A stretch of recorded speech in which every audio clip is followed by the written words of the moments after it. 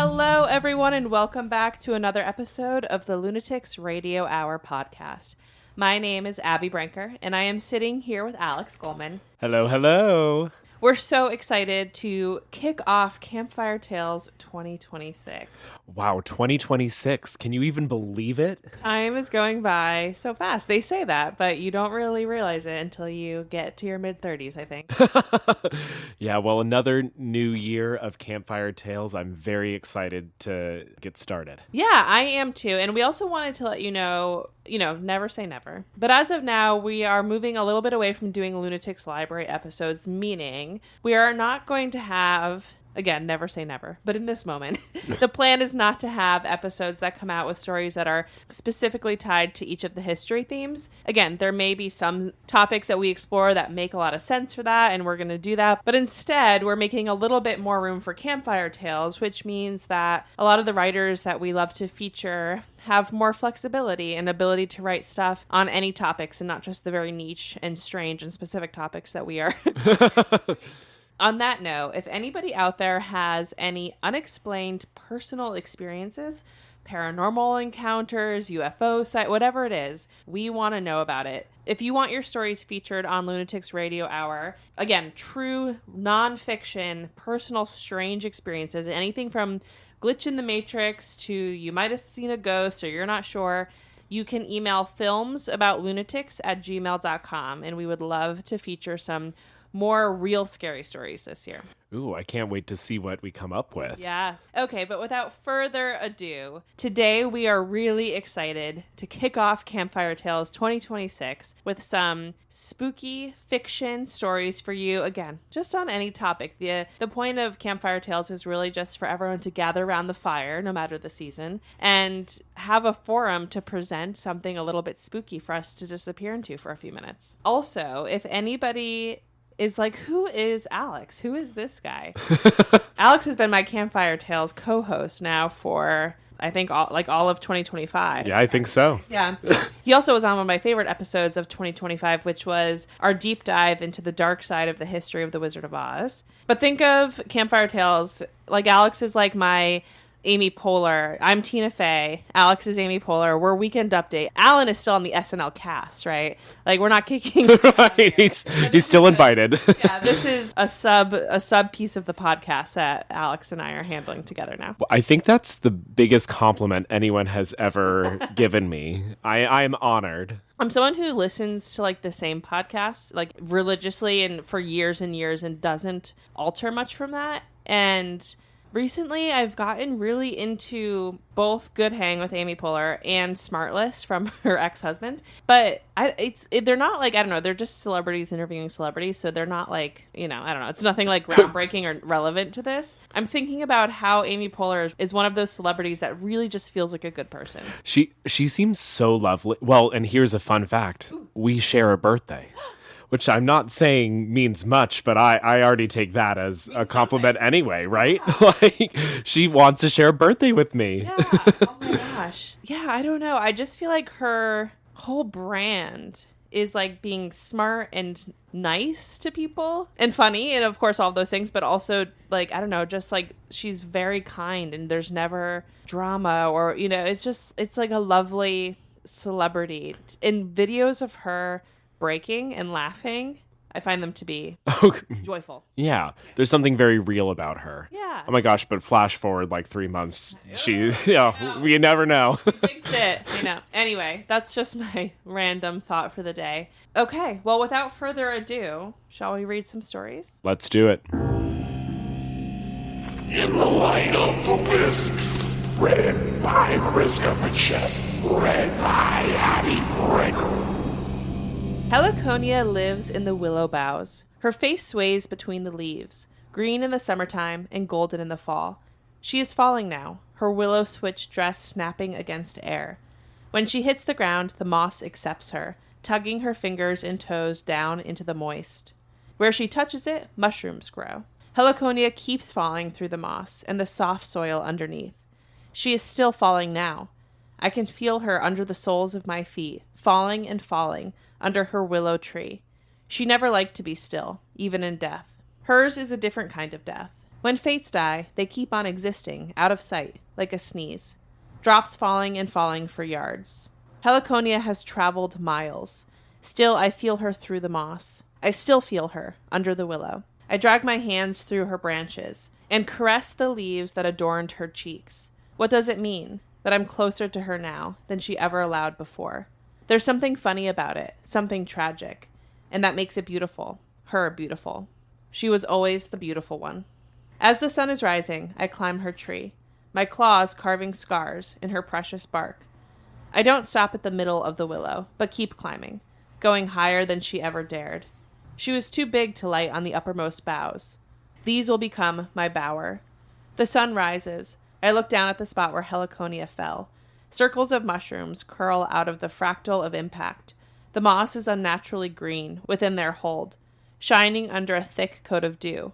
80 mushrooms total. I counted them before venturing further. I wanted to know that she mattered, after everything. I wondered how many mushrooms will spring up from the place I fall. Heliconia's willow sits on the corner of a meadow. Behind me is an ancient apple tree, almost all magic withered from its fruit. There is a well to my left that no one visits anymore. To my right, a great stone that looks important, but isn't. And in front of me, Heliconia's mushroom rings. I sleep through the day, the sun soaking my fur despite the shade of the willow. When it sets at last, I venture back down the tree. Daytime was for my sister, for the fates. Darkness is for me, and my kind. Pukas work best at night. The wisps begin at the edges of the field and work their way inward. I sit in the crook of a bough and watch them illuminate the night. Heliconia trapped them in lanterns and used them to adorn her hair. She hung them from the willow and painted her lips with luminous blood. The wisps respected her until she fell. I found them clustered around her mushrooms after, bobbing in the twilight. Wisps will keep me fed, but they are not my goal. I open all my eyes, searching the deeper dark for my sister's murderer. He also hunts at night. The first wisp vanishes by the apple tree, sucked into the dark. I turn my head in a circle, vertebrae stretching and realigning to accommodate the motion. I scan the meadow and the well for absences before settling back on the twisted shadow of the apple tree. As I watch, another wisp is swallowed by the night. When the third vanishes, I see the glint of needles. Pine stalks the wisps, his body slung with points. Now I've glimpsed him. I track him across the meadow, following his hunt. His lips glow as he snaps a wisp between his teeth. His hands silhouette themselves against the brief light, clawed larger than mine. Then he dissolves back into darkness, another hunter in the night, being hunted by me. I climb down at the base of Heliconia's tree. The moss accepts me without sound. Through the soles of my feet, I feel Heliconia falling, falling, falling. It may be years before she falls far enough to emerge back into the world. By then, her willow may be old or gone. I, though, will be here. Pine makes his slow way across the meadow, needles falling down his back, over his tail. Now I can see him, without the wisps, starlight shining on his points. He is many times taller than I am, but he is confined to himself, pinned in place in a way I have never been. My fur slides away, leaving skin in its place. My eyes coalesce into two, my ears slipping down to the sides of my face. I grow taller, and the starlight finds me just as Pine turns. Heliconia? The wisps drift towards me, drawn to my sister's body. Pine stares, his eyes wide, his mouth agape to reveal stained teeth. Impossible. My sister's voice slips between my lips. I finished my fall. I've come back for you. Pine doesn't move. It's too soon. Come with me, Pine. I hold my hands. Heliconia's hands out. He backs away. You can't be back. It's supposed to take centuries. Aren't you happy? I step towards him. He trips over his needled tail, one arm raised to keep me back. Get away. Aren't you happy to see me? You should be dead. I stop advancing. He draws to a faltering stop, breathing heavily. I smile with my sister's lips. Don't you know that fates can't die? Sitting in the top of the willow, I clean under my claws. The sun has risen, but I have found a way to escape its rays. A needled pelt casts shade on my bower, keeping me cool, as I wait for Heliconia to finish her fall.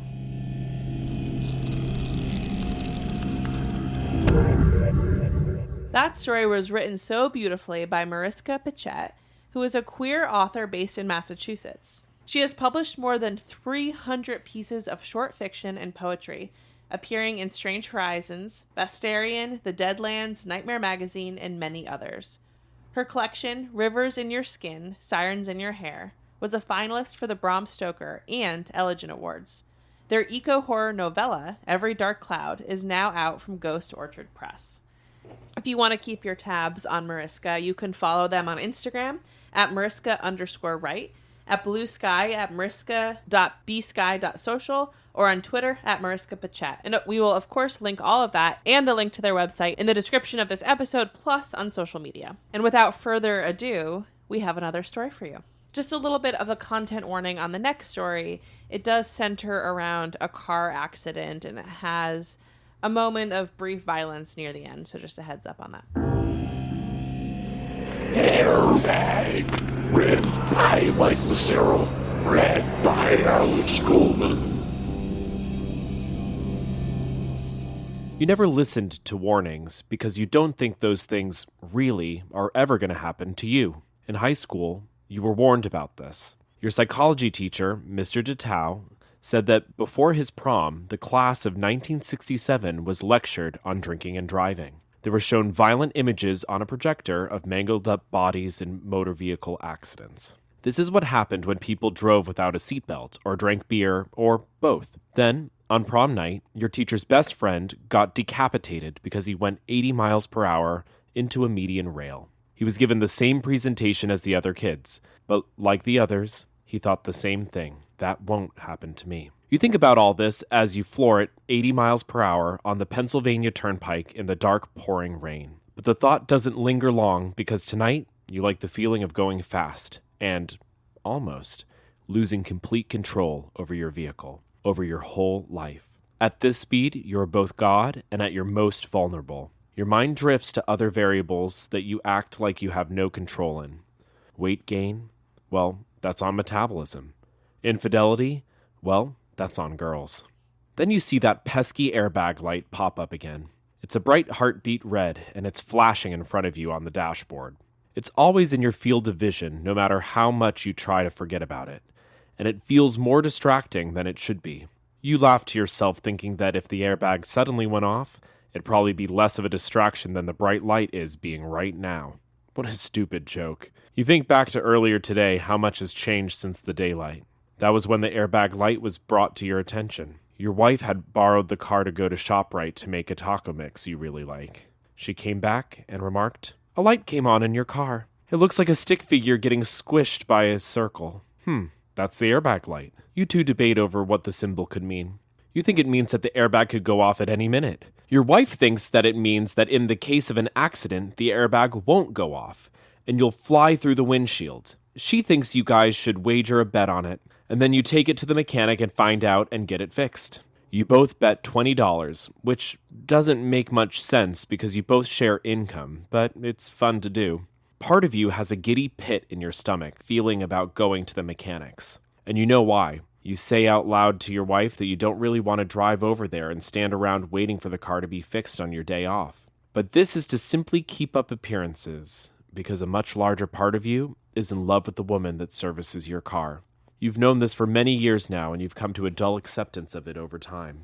You won't do anything about it. For instance, you don't make up things wrong with the car as a reason to flirt with her. You're proud of yourself for that. You see her once a year or so when the car needs to be inspected, which is more than enough. However, you still do these little shameful things, like take your wedding ring off when you head over there. Or you both make these little playful physical gestures to each other that would probably make your wife cry if she saw. But you keep things professional, mostly. You wouldn't even begin to know how this woman truly feels. Girls are tricky like that, you think. Some girls are nice to be nice, and some girls are nice, and then they become your wife. You never pin this one down. For instance, in her cubicle, there is a framed photograph of her with a young child that has not been changed since you met her. Through the years, you have watched each other age and wither away slowly. But this photo is timeless, and no mementos or memories of husbands or boyfriends have ever taken the place of this photograph. She never talks about married life, and of course, you never bring up yours, for obvious reasons. So today, you head over there with anticipation of seeing her, because it hasn't been that long since the last inspection. So this is like a little treat of sorts. You bring your car in and let some guys prop it up and look at it with flashlights. You explain what's been going on, and one of the sweaty guys remarks, "Those damned Chinese airbags." They bring you to the waiting room and you sit there, bored while they work. But you hold your breath because the best part is coming. Because soon, she will take you back to her cubicle to discuss the work they've done for about 15 minutes, and then bill you a lot of money. This is when you can glance at her chest and make her laugh and get lost for a while. These little fleeting moments have become highlights of your fleeting years. Like an old friend you haven't seen, but you're able to pick right back up. Or like one of the holidays, always waiting to be celebrated. But today doesn't last more than 2 minutes. She doesn't even bring you back. She comes to you. She says that there's nothing wrong with the car. They opened up the wheel and everything. If the light came on, it could be an electrical error. But they checked the wiring, and that was all fine too. So it must have been a glitch of some sort. What a relief. Though, not for you. She won't charge you for the labor because you're such a loyal customer. But to bring it back if the light keeps going on. Bottom line, it's safe to drive. It's always so nice seeing you that will firmly end this brief encounter follows. That's it, you think? There's gotta be more to this double life than that. When will the next time be? The elation is deflating like a flat tire when suddenly, "Hey, I've always been curious about that picture on your desk," you blurt out. "Is that your son?" you ask quickly. She looks at you. You watch her pupils dilate. "Yes, it is. The step you took here is crucial because you engaged her outside of car talk and you opened up a personal dialogue." And from there, she gives you a tour of her cubicle. She's showing you all the little arts and crafts things on her desk and what they all mean to her. Everything ties back to her son, who is a senior in high school now. This is when you learn that she has no husband. He left her and the kid a very long time ago. Men can be very cruel, you remark. Then she learns from you that you have no wife. It's a slow day apparently, so you're given a whole tour of the place. She says you can keep her company if you'd like, and you'd say you love to. The two of you walk around the asphalt of the parking lot as she points at rusty old cars and rusty old men. The two of you wind back up inside by a water cooler. You joke about how it's like you both work there and are catching up from the weekend with office gossip by the water cooler. It's lame, but somehow she finds it so funny that she's falling into your arms. So you embrace the fantasy. Maybe they're hiring. Maybe you should work there. Then you could see her every day instead of every year. After what feels like hours or so, you're brought back out to your car, which has been parked out front for you. Gray clouds rumble and roll in from your direction home. You turn the car on and the airbag light stays off. She says she appreciates the excitement you brought into her day and for all of the days you drop by. She hums something sad to herself and you ask, "What was that?" And then she sighs. "In another life," she starts to say. Then without thinking, you kiss her. Very hard and for very long. You pull back and you're prepared to jump into your car and peel out of there if she's offended. But she's not. She smiles warmly and blushes like a teenager. She kisses you back on the cheek. "You should find problems with your car more often," she smirks.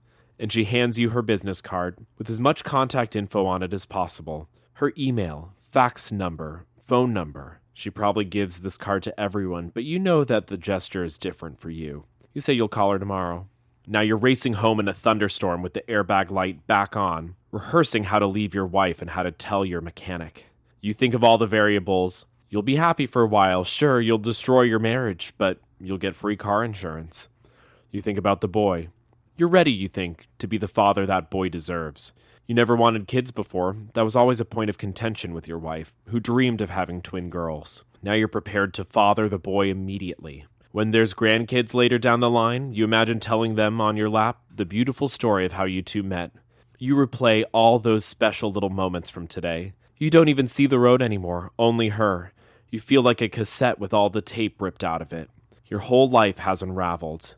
And then your car loses traction and you hit the guardrail. You never listen to the warnings. Your airbag does nothing but sit in its little cubby behind your wheel. So you fly forward, smashing through the windshield with so much force you won't even process that there's a bloody shard of glass in your forehead before you're killed instantly. Only 3 things will flash before you like little bursts of light. The revelation. You will not survive. The photograph. And a joke. I owe my wife $20.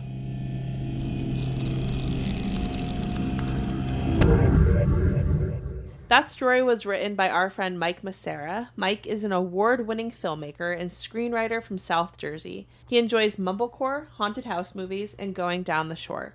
You can follow him at Mike Massera on Instagram or check out his website scene3 with the number 3.co/films. And of course, we'll put that in the description and tag him on social media. Well, Alex, thank you so much for returning again this year to be part of another slate of Campfire Tales. Oh, I'm so excited to be here. Thank you for having me. We'll talk to you all soon. Bye. Bye.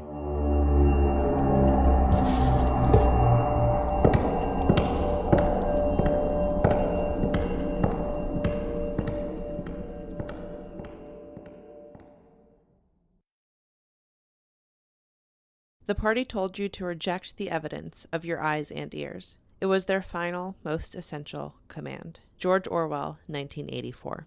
In the U.S., we are living in a truly horrifying time right now, and there's so much going on and so much unfolding minute by minute. And Alan and I are certainly not experts on this, but we wanted to use our platform to offer some resources to our listeners and some tangible things that can be done.